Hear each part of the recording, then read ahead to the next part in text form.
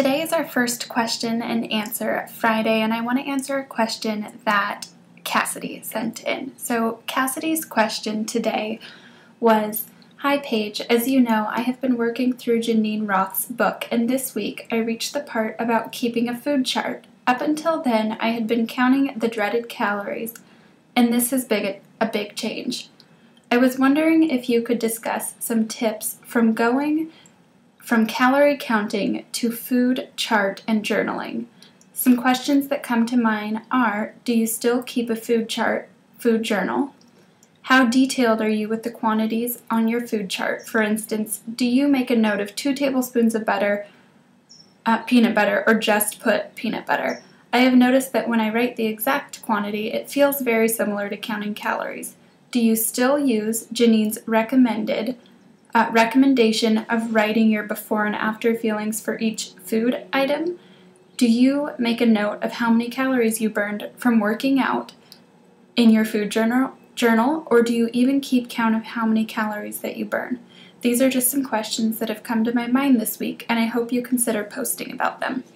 So, okay, first of all, Cassidy is talking about Geneen Roth's Why Wait, and as you can see, I worked through this book myself.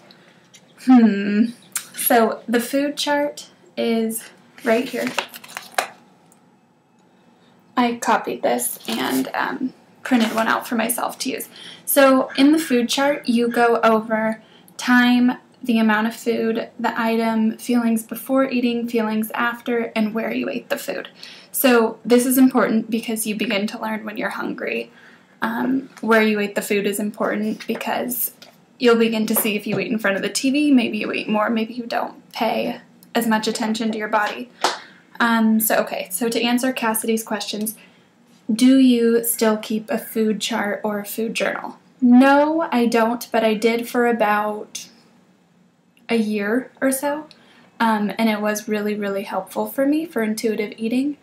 After a while, you kind of just get used to it, and tracking or even recording your food in a food journal seems a little bit tedious, like you don't really need to do it. So I think it's a good thing to do at first, but you don't have to continue doing it forever.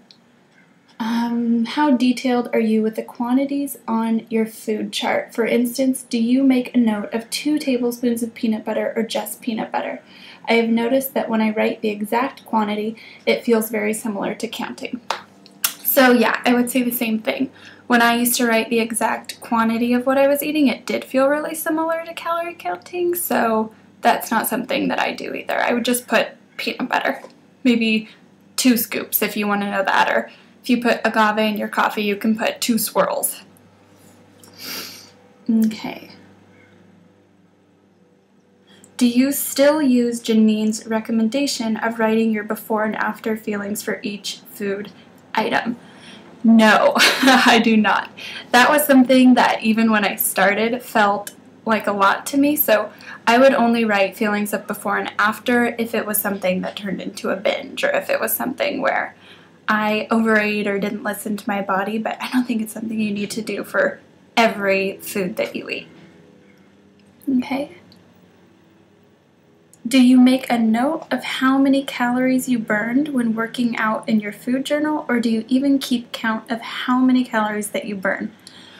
This is another good question. When you're doing a food diary that includes calorie counting, like MyFitnessPal or something, you input your calories in there when you've burned them, and then it adds that to your total amount for the day. So it makes you feel like if you exercise, then you're supposed to eat more. And I used to always search that. I would type in Google, should I eat the calories that I burned while exercising?